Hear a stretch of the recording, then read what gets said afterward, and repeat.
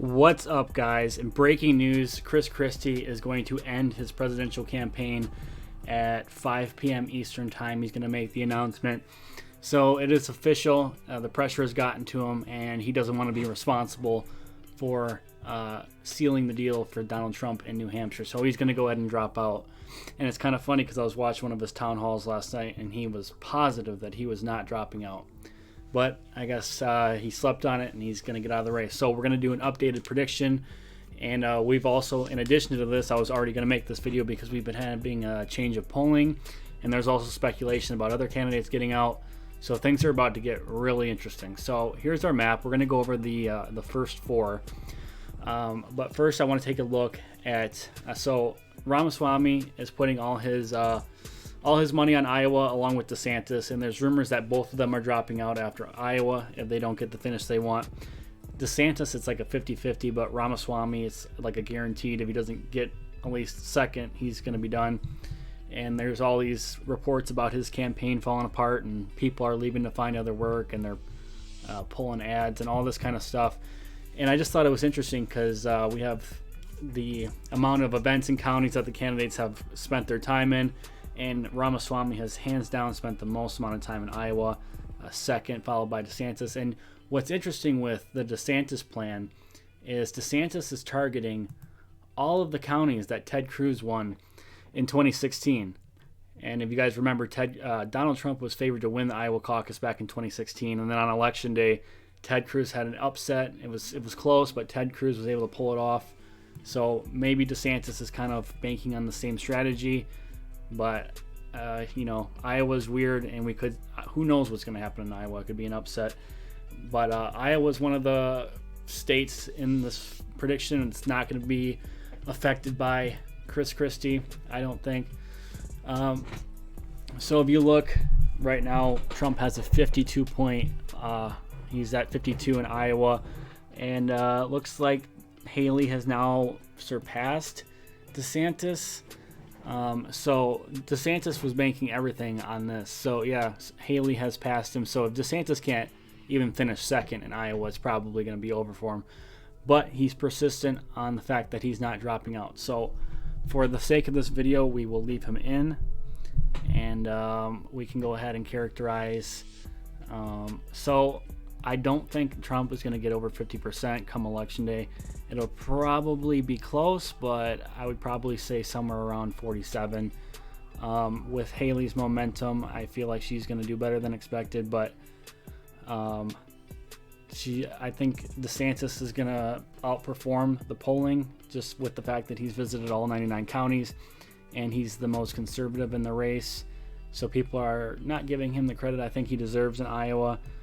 And then now that Christie's out, we could see Vivek probably get maybe 2 delegates out of Iowa.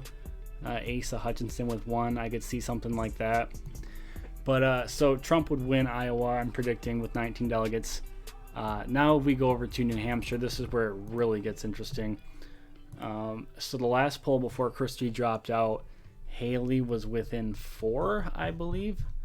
And then Christie was in 3rd. So let's go ahead and take a look at these numbers here. Yeah, so with Christie dropping out, that 12% is, I don't think it's all going to go to her. Some people think it is. I don't. I could see some of it going to DeSantis, some going to Ramaswamy. But let's just say Ramaswamy gets out and Christie's going to get out. So that's 20 points to be split up between the two. So let's just say that Haley gets 10, DeSantis gets 10. So like 16-30 split. Let's just see how that would add up to. And so let's just say Haley finishes with 30, which I could definitely see happening.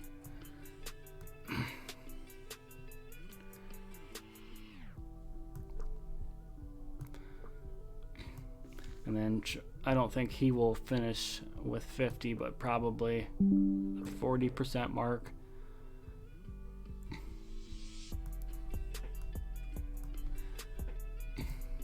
So with Christie and Ramaswamy dropping out, I could definitely see New Hampshire getting really close. I could see it being 40, 36, 22. And if that's the case, then we can go into Nevada with some momentum. So if you guys know, Nevada is really kind of strange this year. The state is controlled by Democrats, and they have made it a law that Nevada has to have a primary, but the Republican Party of Nevada is saying, no, we're having a caucus. So what they're going to do is on February 6th, they're having a primary, which has no delegates at stake, and then 2 days later on the 8th, they're holding the caucus. And you had to be on the ballot for one or the other. So what Haley did was she put her name on the ballot for the primary, but not the caucus, and the rest of them are going for the caucus. Now, at first I thought this was kind of strange, but then when I thought about it, it made perfect sense. So essentially what Haley's doing is she's giving away the razor to sell the blades, if you ever heard that expression. So she's going to sacrifice the handful of delegates she would have got if she was in the caucus for no delegates, but some big momentum. So obviously, being that she's the only one on the ballot, she's going to win easily the primary.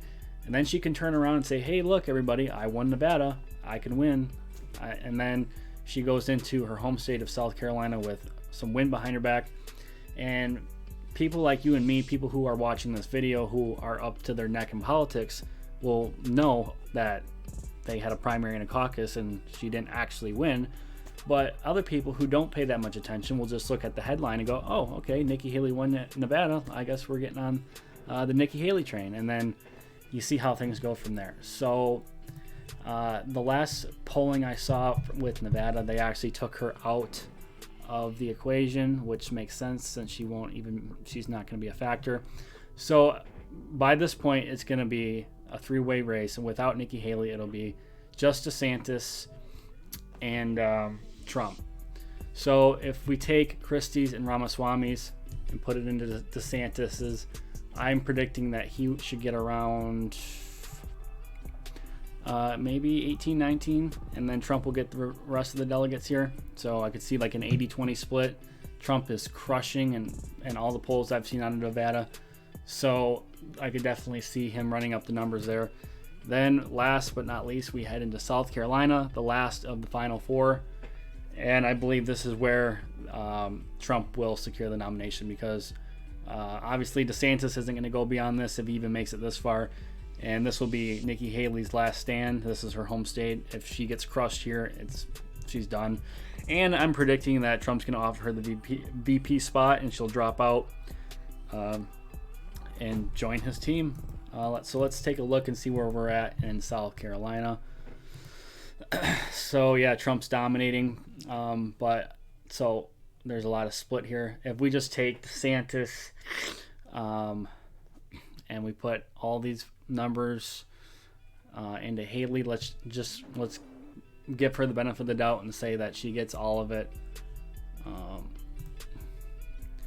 And I do believe things will tighten up come election day. So let's just say Trump gets an even 50 and Nikki Haley gets I wouldn't say that much, maybe 46, and then if DeSantis is still around, he could probably get 4% maybe.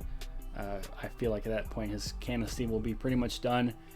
And so this is where we will end up after the final four, and then which Haley and DeSantis will drop out. And Trump will go on to win the rest of the states and will clinch the nomination even earlier than he did in 2016. So you guys, that's where I think the primary stands as of January 10th, 2024. The Iowa caucuses, we are 5 days away. I can't believe we're already here. So every contest we go through, there will be an updated prediction. And make sure you guys are here tonight at 8 p.m. Central Time. Me and Dad are going to be streaming the Republican primary debate between DeSantis and Haley, and we'll be covering Trump's town hall with Fox at the commercial break, so you'll get to see both. You don't want to miss it. So I'll see you guys all tonight, and thank you for watching this video.